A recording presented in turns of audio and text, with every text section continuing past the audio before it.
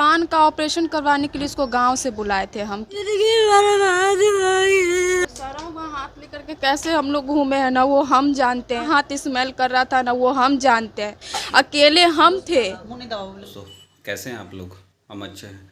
दोस्तों आज जो हम बात करने वाले हैं रेखा नाम की एक लड़की के बारे में है, जो उसकी बहन पटना में रहती थी, जिसके पास एक छोटा सा प्रॉब्लम था कान का इलाज करवाने के लिए। कान में उसका तकलीफ़ था तो उसी का इलाज करवाने के लिए उसको पटना जाना था। उसकी बहन वहाँ पे पटना में रहती थी, पढ़ाई करती थी, तो वो अपने बहन के पास गई पटना कान का इलाज करवाने के लिए। अब देखिए उसके साथ होता क्या है। जब वो 10 तारीख को गई, 10 जुलाई को पटना, और उसके बाद जाके फिर जब वहाँ पे महावीर आरोग्य संस्थान में जब वो एडमिट हुई 10 तारीख को, तो 11 तारीख को उसके सुबह में उसके कान का ऑपरेशन होता है। कान का ऑपरेशन होने के बाद जाके फिर सारा दिन उसको कभी कोई इंजेक्शन कभी कोई इंजेक्शन इस तरह से दिया जाता है। तो फिर उसके उसके वजह की फिर रात में 9 साढ़े 9 बजे के आसपास में नर्स आती है कोई, वो उसको एक इंजेक्शन देती है, जिससे कि उसके हाथों में पूरा इन्फेक्शन फैल जाता है।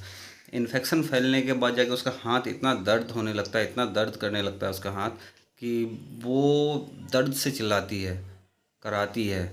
उसके फिर भी मतलब कि उसका कोई सुनवाई नहीं होता है। जब नाइट में जो ड्यूटी पे जो डॉक्टर रहते हैं उसके पास उसको बुलाने के लिए जाया जाता है, उससे कहा जाता है कि सर चलिए थोड़ा सा देख लीजिए कि उसके हाथों में इस तरह से क्यों हो रहा है, वो धीरे धीरे ग्रीन क्यों हो रहा है। तो डॉक्टर बोलते हैं वो पेन के कारण से हो रहा है, कोई घबराने की कोई बात नहीं है, पेन किलर दे दो सही हो जाएगा। नाइट वाले जो डॉक्टर थे ना, उनको बोले कि सर चल करके देख लीजिए हाथ क्यों हरा हो रहा है, तो उन्होंने दर्द कम करने का दवा दे दिया, लेकिन एक बार भी अपना वो नींद छोड़कर नहीं आया। अगर और डॉक्टर इतने लापरवाह डॉक्टर के आगे उसको चेक भी नहीं किए। ठीक है, जब पूरा रात में वो दर्द से चिल्लाई, फिर सुबह जब डॉक्टर आए उसको देखे, जब डायरेक्टर के पास गया उसको बताया गया कि ऐसे ऐसे हुआ है हमारे साथ में, इस तरह का घटना घटित हुआ है, तो डॉक्टर समझ गए अब ये रिकवर होने वाला नहीं है। जो डायरेक्टर थे वो समझ गए कि ये रिकवर नहीं होने वाला है। तो फिर वो वहाँ से उसको आईजीएमएस रेफ़र कर दिया, बोले कि वहाँ पे जाओ, रोड पे डॉक्टर खड़ा खड़ा है, उसके पास जाके वो तुम्हारा इंतज़ार कर रहा है, जाओ वहाँ पे ट्रीटमेंट हो जाएगा।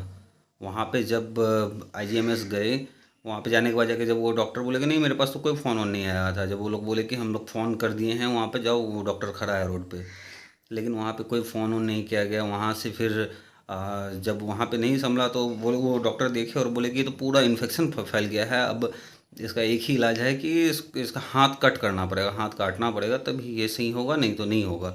फिर वहाँ से आरोही अस्पताल गई, फिर महानता गई, कहाँ कहाँ बहुत सारा चक्कर लगाने गए, यहाँ तक कि इवन कि पटना तो पटना, पूरा पटना में वो तो चक्कर लगाई लगाई। उसके वजह के फिर वहाँ से वो दिल्ली चली गई इलाज के लिए। जब पटना में नहीं हुआ तो पटना में इलाज नहीं हुआ, दिल्ली गई, दिल्ली में एम्स में गई, एम्स में भी वहाँ पे भी यही बोला गया है कि हाथ काटना पड़ेगा। उसके वजह के फिर उसकी जो बहन थी उसके पास जितना जहाँ तक उसको जाना था वो उतना मेहनत की, बहुत मेहनत की कि किसी तरह से हाथ नहीं काटना पड़ा। एक्चुअली पता है नवंबर में शादी थी उस लड़की की, रेखा नामक जो लड़की है उसकी नवंबर में शादी थी, और इसी कारण से वो बहुत ज़्यादा परेशान थी कि हाँ अगर हाथ काटना पड़ जाएगा ज़िंदगी बर्बाद हो जाएगा, इसका कौन शादी करेगा इससे। फिर तो फिर वहाँ पे भी नहीं हुआ, बहुत हार पछता के फिर ये लोग पटना आई। पटना आने के बाद जाके फिर महानता हॉस्पिटल में फिर जाके थोड़ा बहुत ट्रीटमेंट करवाई, नहीं हुआ, फिर भी फिर आखिरकार उसको हाथ कटवाना ही पड़ा। एक गलती के कारण से, एक सुई के कारण से। डॉक्टर लोग बोल रहे थे अगर इसको 3 घंटे यानी कि पहले ले जाती, जब इंजेक्शन लगाया था 3 घंटे के अंदर अंदर में ये सही हो सकता था, लेकिन डॉक्टरों ने उसकी एक न सुनी। अगर नहीं संभलता है कम से कम पहले बता दिया करो। ठीक है, इस तरह किसी के साथ में, किसी की ज़िंदगी के साथ में आप खिलवाड़ नहीं कर सकते, किसी की ज़िंदगी के साथ में आप इस तरह से नहीं कर सकते हैं। तो आप लोग देखिए, बताइए क्या गलत है क्या सही है, अपना राय दीजिए। जय हिंद।